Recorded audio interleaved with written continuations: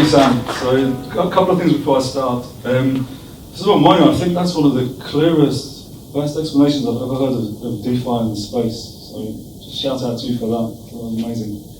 I want to also shout out for Level 39, because we've been in this space since 2015. This is our office, and apart from having one of the best views of London, it is an ecosystem. It sells itself as an ecosystem, but it is a place where you meet other companies who you can work with. And Samantha and Otto from Yap, we've been seeing over coffee for I don't know how long, and finally we're working together. So it's really great to sort of find partners here as well. It's great synergy.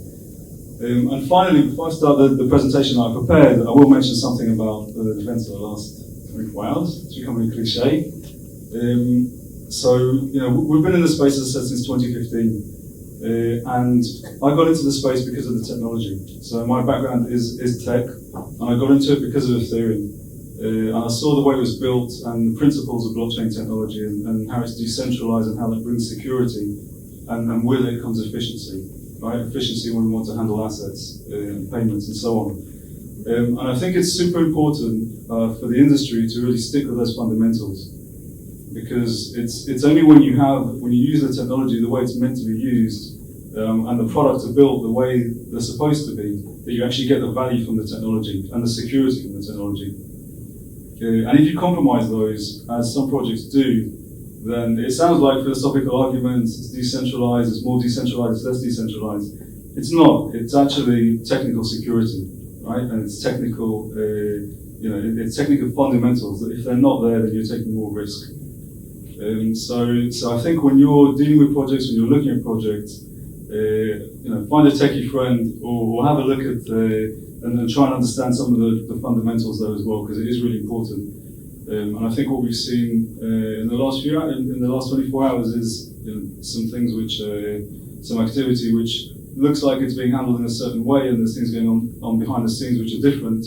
And that's not the way we expect things to work in the blockchain world. In the blockchain world, we expect everything to be on-chain, transparent, guided by smart contracts which work the way that they're defined and we expect, and so on. So anyway, that was my intro. I'm going to speak a little bit about a couple of products that we're working on. Applied Blockchain as a company, apart from being based here, we're a team of almost 100 people now, and we develop blockchain applications. We have done over the years, and these include DeFi protocols and NFT marketplaces and wallets and so on. And we do this for different clients in different industries. I'll take you through some of those a little bit later. I'll explain first a couple of our products. So the first one I'm going to talk about is called Silent Data. Now, with blockchain and web3, we want to get to this place where we do have this efficiency and security in the way we transact. So we can transact cheaply, securely, and so on. And that's kind of our nirvana. But today, a lot of our data and profiles and information about the assets is in the web2 world, right? It's in regular systems and software. And so we do see a transition, right? We want to bring assets onto the blockchain, and we want to bring people and businesses onto the blockchain, but a lot of the information about them that we need to know in order to understand the risk involved in dealing with them lives outside the blockchain. It lives on Web2 platforms. Now, if this is public data, then you can use what's called an oracle, right? You can use something like Chainlink, a very successful oracle, that can be used to basically transmit and guarantee the integrity of Web2 data. And that's primarily used for pricing, for example. And that data is arrived in smart contracts, and they can act on that. If you've got private data or people's data or businesses' data, then it's a bit more complicated, because that data or access to that data needs to be shared with someone. Now, the types of data that we look at with some of the applications that we build, so people want to tokenize invoices. That's something we've looked at for a long time with companies and partners. We might want to look at loans which are uncollateralized or partially uncollateralized. So maybe you need to know, does someone have a bank account? Do they have income? Or, what's their credit score maybe? So the off-chain indicators that we want to carry into the blockchain world in order to understand risk. And then we have identity of people and identity of companies, and this can be things like social media accounts and other web2 accounts that people hold. Now, the way blockchain solutions deal with that today, something happened on the slide there, is typically we have an integration with the web2 API through a web2 application, and then that web2 application sends the data into the blockchain, and the smart contract sees that the check has been made or that the data exists and acts upon it.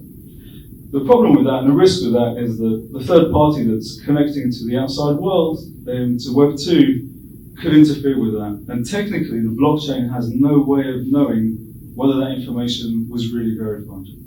Right? There's no cryptographic link, we call it in the technical world. So we built silent data, and silent data uses a technology called secure enclaves. I won't bore you with all the details of that.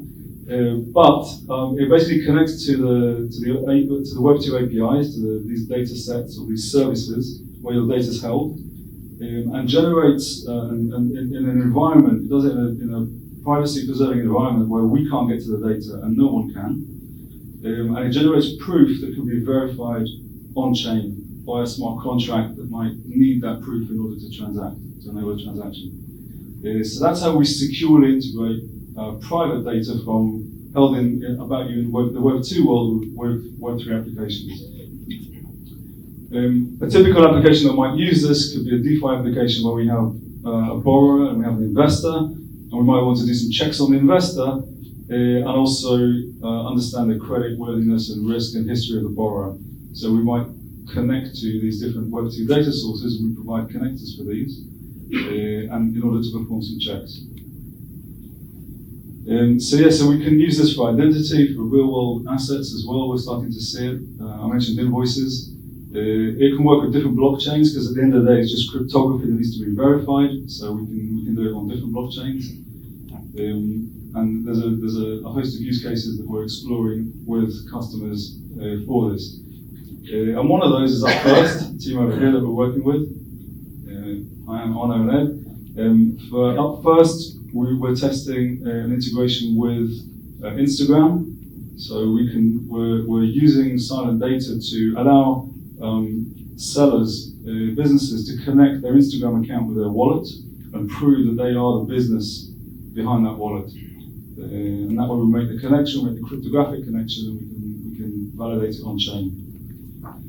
The second product that we have is a product called London Bridge, and it uses the same underlying technology, so it also uses these secure enclaves. And here we're bridging, instead of bridging a blockchain with the outside world, we're bridging one blockchain with another blockchain. In this case, we're starting with Algorand and Ethereum. So Algorand commissioned us to build this bridge as a secure, trustless bridge between the two blockchains. And trustless means that the bridge operator in the middle can't interfere with the transaction. So most bridges today, and prior to the incident, the last 24 hours, most of the headlines in the crypto world were captured by bridges and theft and hacking of bridges. And that's primarily because a lot of these bridges were not built in a very secure way. And there's typically a bridge operator in the middle who almost manually sees the tokens are moving on one side and then moves them on the other chain. And that's not a very secure model, so we're building what we think of as a bridge 2.0, which has this trustless end-to-end security model. And those are the products, and these are some of the companies that we work with. One of the more recent ones that you might have come across is Ledger. So we did some work on extending Ledger Live, which is the application that the Ledger hardware wallet uses in order to, or people use in order to buy and trade assets using the Ledger wallet. Okay, and that's it.